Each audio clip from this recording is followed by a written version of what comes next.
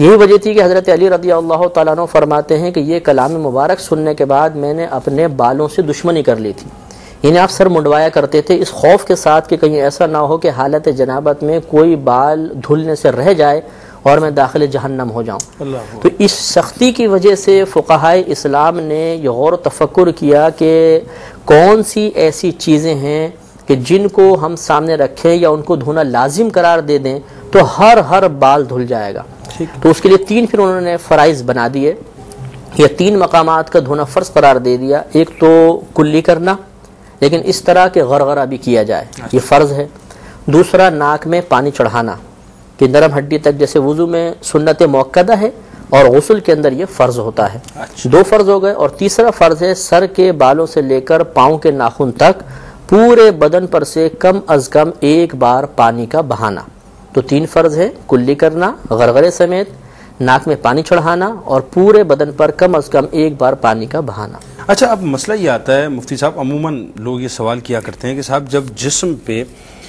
1 مرتبہ پانی بہایا جائے گا تو کیا پورا جسم اس سے گیلا ہو جائے گا، یا اس کے لیے اگر ہم مثال کے طور پہ کثرت سے پانی بہا لیں تو یہ زیادہ بہتر ہے یا یہ زیادہ بہتر ہے؟ مطلب 1 مرتبہ پانی بہانے کا مطلب یہ ہے کہ پورے بدن کو 1 مرتبہ مکمل طور پہ دھونا۔ ٹھیک ہے، جیسے مثلا یہاں سے یہاں تک یہ پورا حصہ اس کو 1 دفعہ دھویا، یہ دھڑ دھویا، یہ دھڑ دھویا، نیچے پورا پانی بہا دیا، تو پوری دھڑ پر سے 1 مرتبہ پانی بہے گا تو یہ 1 مرتبہ دھونا کہلائے گا۔ اسی طرح 2 مرتبہ مزید پانی بہائیں گے تو اس میں سنت بھی پوری ہو جائے گی، اور جیسے آپ ارشاد فرما رہے ہیں کہ کثرت سے پانی بہانے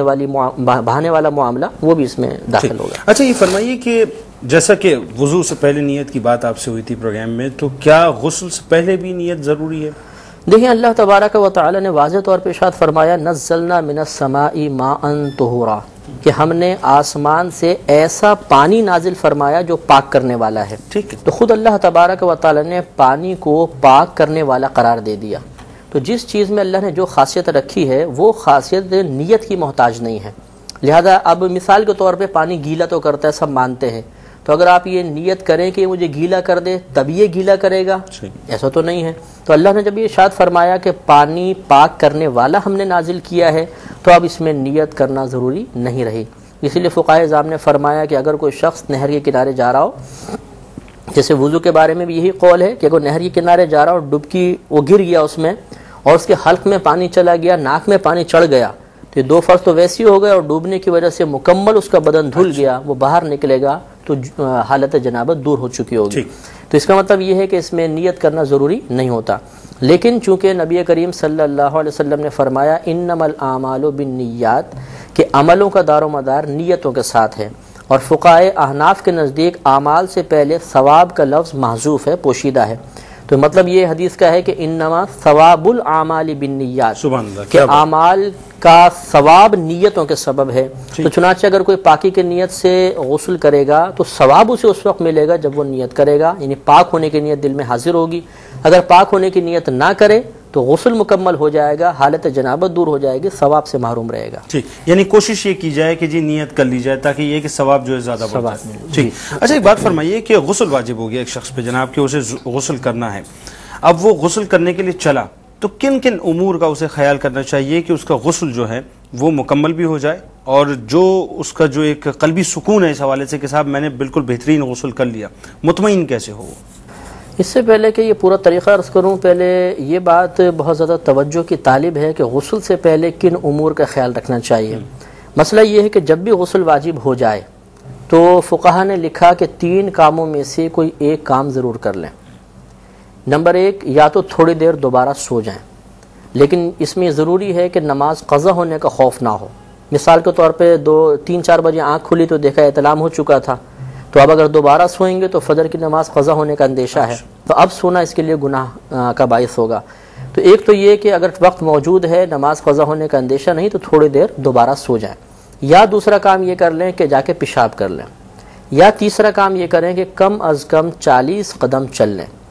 ان 3 کاموں میں سے ایک کام اختیار کرنے کی تلقین اس لیے ہے کہ یہ 3 کام ایسے ہیں کہ ان کی وجہ سے پیشاب کی نالی میں رکے ہوئے احتلام کے قطرات باہر نکل آتے ہیں، کیونکہ یہ قانون ہے مطلب قدرت کا کہ مکمل قطرات باہر نہیں آتے، یہ آہستہ آہستہ رشتے رہتے ہیں۔ پہلے تو ایک شہوت کے ساتھ مقدار نکلتی ہے، اس کے بعد آہستہ آہستہ رشتے رہیں گے۔ تو اگر آدمی دوبارہ سوئے گا اعضاء بالکل ڈھیلے ہو جائیں گے، وہ نکلے جو بچے ہوئے قطرات ہیں آرام سے نکل جائیں گے، یا پیشاب کرے گا تو پریشر سے نکل جائیں گے، یا چلے گا تو بار بار حرکت کی وجہ سے وہ قطرات باہر نکل آئیں گے۔ اس کا فائدہ یہ ہے کہ اگر بالفرض غسل واجب ہوا اور ان 3 کاموں میں سے کوئی کام نہیں کیا، ڈائریکٹ جا کے غسل کر لیا، اب وہ شخص پیشاب کرنے گیا اور اس کے پیشاب کے ساتھ احتلام کا کوئی قطرہ نکلا تو اس پر دوبارہ غسل واجب ہو جائے گا، کیونکہ سابقہ احتلام کا حصہ کہلائے گا۔ تو اس لیے یہ 3 چیزیں غسل سے پہلے کر لینا مفید ہے، تاکہ جو احتلام کے قطرات پیشاب کی نالی میں موجود ہو نکل جائیں، اور پھر انسان بے فکر ہو کر غسل کرے، اور اس کے بعد پھر انشاءاللہ غسل کی مشقت لازم نہیں ہوگی۔ اور یہاں میں نے ایک بات معذرت چاہتا ہوں، ایک بات عرض کی تھی کہ ودی کی تعریف جیسے آپ نے پوچھی تھی کہ پیشاب سے پہلے یا بعد میں بعض اوقات گاڑھا سا قطرہ نکل آتا ہے، وہ ودی کہلاتا ہے۔ اب اگر کسی نے غسل کرنے کے بعد یہ تینوں کام کر لیے تھے،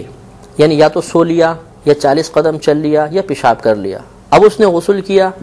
اب وہ پیشاب کرنے بیٹھا اور قطرات نکلے، تو یہ ودی ہی قرار دی جائے گی، منی نہیں قرار دی جائے گی، یعنی انہیں احتلام کا حصہ نہیں ہوگا، تو اس کا غسل قائم رہے گا۔ لیکن اگر اس نے یہ 3 کام نہیں کیے اور غسل کر لیا، اب پیشاب کرنے بیٹھا، اور بالفرض اگر یہ ودی بھی محسوس ہو تو ہمیں کنفرم معلوم نہیں کہ ودی ہے کہ پچھلے احتلام کا حصہ ہے، تو دوبارہ غسل واجب ہو جائے گا۔ اس لیے بہتر ہے کہ غسل واجب ہوتے ہی ان 3 کاموں میں سے کوئی ایک کام ضرور کیا جائے۔ اچھا، یہ تو وہ امور آ گئے جن کا ہمیں خیال رکھنا چاہیے، اور یہ خاصا آپ نے جو ہے پورا ایک اس کا جائزہ کھینچ لیا کہ انسان کو کیا کیا اس میں جو ہے پریکاشنز کرنے چاہیے۔ اب بات یہ ہے کہ ہم آتے ہیں اس بات کی طرف جو بڑا امپورٹنٹ مرحلہ ہے کہ صاحب ایک شخص ہے، اس پہ غسل واجب ہو گیا، اب وہ غسل کرنا چاہتا ہے، مسنون طریقہ اس کا کیا ہے کہ جس سے بالکل ایک عوام کو بالکل اس کا ویژن کلیئر ہو جائے کہ صاحب یہ مسنون طریقہ ہے غسل کا؟ جی میں انشاءاللہ عرض کرتا ہوں۔ سب سے پہلی بات تو یہ کہ غسل خانے میں داخل ہونے سے پہلے اسے اندر داخل ہونے کی دعا پڑھنی چاہیے۔ اعوذ باللہ من الخبث والخبائث، یہ پڑھ لیں کم از کم دعا، اور اس کے لیے بہتر یہ ہے کہ پہلے کلی کر لیں، اس کے بعد دعا پڑھیں۔ اب اس کے بعد پہلے الٹا قدم رکھ کر اندر داخل ہوں گے۔ ہر وہ مقام کے جو جنات کا اثر رکھتا ہو یا گندگی کا مقام ہو، اس پر الٹا قدم رکھ کر ہی داخل ہونا چاہیے۔ اندر داخل ہونے کے بعد پھر جب لباس اتاریں تو اس سے پہلے یہ تعیین کر لیں کہ کعبۃ اللہ کی سمت کیا ہے، کیونکہ جب انسان کپڑے اتار دیتا ہے تو کعبۃ اللہ کی طرف رخ کرنا اور پیٹھ کرنا دونوں چیزیں حرام ہیں، اس لیے یہ تعیین کرنا بہت ضروری ہے۔ اس کے بعد کپڑے اتارنے کے بعد بعض لوگ یہ سمجھتے ہیں کہ پاک ہونے کے لیے کلمہ پاک پڑھنا ضروری ہے۔ یہ کتنے لوگ ہمیں بھی کال کر کے معلوم کرتے رہتے ہیں کہ کیا ہم کلمہ پڑھیں گے تبھی پاک ہوں گے یا نہیں؟ تو یہ پہلے بتا دیا کہ اللہ تعالیٰ نے پانی کو پاک کرنے والا قرار دیا ہے، اور اس کے ہمیں فرائض بھی پتہ چل گئے کہ پانی پورے بدن پہ بہائیں گے تو پاکی حاصل ہوگی۔ تو کلمہ پڑھنے نہ پڑھنے سے اس کا کوئی تعلق نہیں ہے، بلکہ فقہائے اعظام نے لکھا ہے کہ جب کپڑے اتار دیے جائیں اس وقت انسان کسی قسم کا کلام نہ کرے۔ وجہ یہ ہے کہ جب انسان کپڑے اتارتا ہے تو انسان کے ساتھ جو موجود فرشتے ہوتے ہیں وہ شرم و حیا کی بنا پر اس کے پاس سے چلے جاتے ہیں۔ اب جب انسان کوئی بھی کلام کرتا ہے تو فرشتے یہ قیاس کرتے ہیں کہ شاید اس نے کپڑے پہن لیے ہیں تب یہ کلام کر رہا ہے، تو وہ واپس آتے ہیں اور ان کو اس حالت میں مرد کو دیکھ کر یا عورت کو دیکھ کر کوفت محسوس ہوتی ہے۔ تو اس لیے مطلب جب کپڑے اتار دیے جائیں تو کسی قسم کا کلام نہیں کرنا چاہیے، اور نہ یہ تصور بنائیں یا یہ ذہن کے اندر رکھیں کہ کلمہ پڑھیں گے تو پاک ہوں گے ورنہ نہیں ہوں گے، یہ غلط خیال ہے۔